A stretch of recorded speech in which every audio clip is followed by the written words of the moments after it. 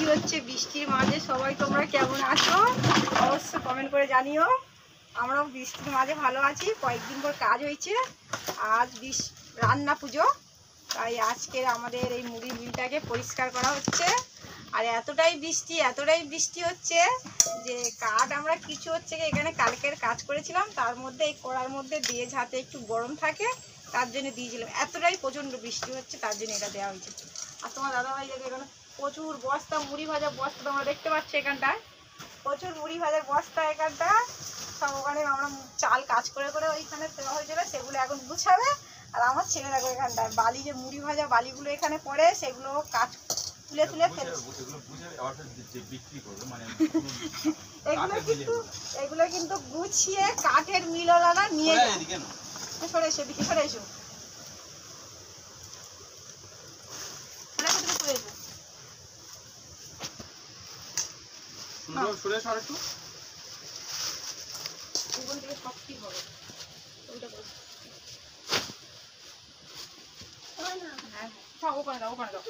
আমি দেবো।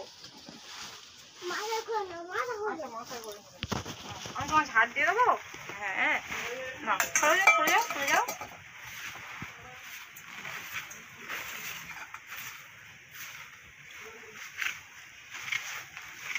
নাও নাও নাও, এগুলো তোলো, এগুলো তোলো। এতটাই দুষ্টুমি করছে তার জন্য করে একটা কাজ দিলাম। বাইরেতে প্রচুর হারে ঝড় বৃষ্টি হচ্ছে। এখন বৃষ্টিটা থেমে গেছে, এখন বাইরে হচ্ছে ওয়েদারটা শুধু ঝড় হচ্ছে।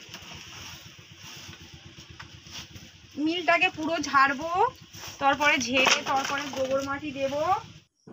সমস্ত নিচে সুন্দর করে ঝাড় দিয়ে বালিগুলো তুলে এক জায়গায় কাঁড়ি করে দিয়েছি বন্ধুরা। দেখো ওপরে প্রচণ্ড হারে আমাদের যে মুড়ি ভাজার ধোঁয়া গিয়ে গিয়ে উপরে প্রচণ্ড ঝুল হয়েছে, তাই আমি ওপরে ঝুলগুলো ঝাড়ছি।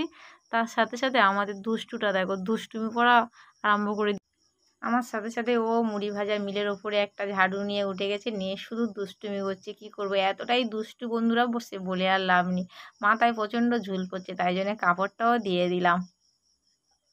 তোমার দাদাভাই দেখো সমস্ত বস্তাগুলো বেঁধে নিয়েছে, নিয়ে সমস্ত কিছু বস্তাগুলো বেঁধে একটা দড়ি দিয়ে বেঁধে রেখেছে। তারপরে দেখো ওপরে ঝুলগুলো ঝাড়া হয়ে গেল, নিচে আমাদের প্রচুর প্রচুর বালি জমেছে। সেই বালিগুলো অ্যাকচুয়ালি আমি ঝাড় দিচ্ছে। তোমার দাদাভাই দেখো বস্তাগুলো নিয়ে ঝুলিয়ে রেখে দিয়েছে, কেননা হচ্ছে বলে সাইডে তুলে ইঁদুর এসে কাটবে, তাই জন্য ঝুলিয়ে রেখে দিয়েছে, আর ইঁদুর কাটতে পারবে না। আর আমি তো নিচে সব এত বালি জমেছে মুড়ি ভেজে ভেজে, তোমরা তো দেখো কত করে কাজ হয়, তার জন্য বালিগুলো সমস্ত ঝাড়লাম।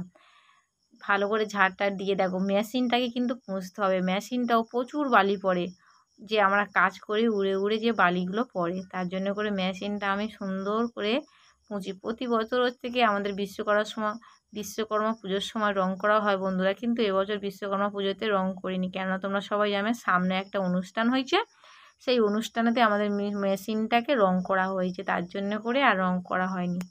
মেশিনটাকে পোঁচা হয়ে গেছে বন্ধুরা। তারপর দেখো মিলটাকে আমি কত সুন্দর করে গোবর দিয়ে নিয়েছি, কেননা এই মিলটা কিন্তু ঘন ঘন গোবর দেওয়া যায় না, এটা গোবর মাটি দিলে মিনিমাম 2-3 দিন বন্ধ রাখতে হয়, না হলে কিন্তু এই কাদা কসগুলো সব ফেটে ফেটে পড়ে।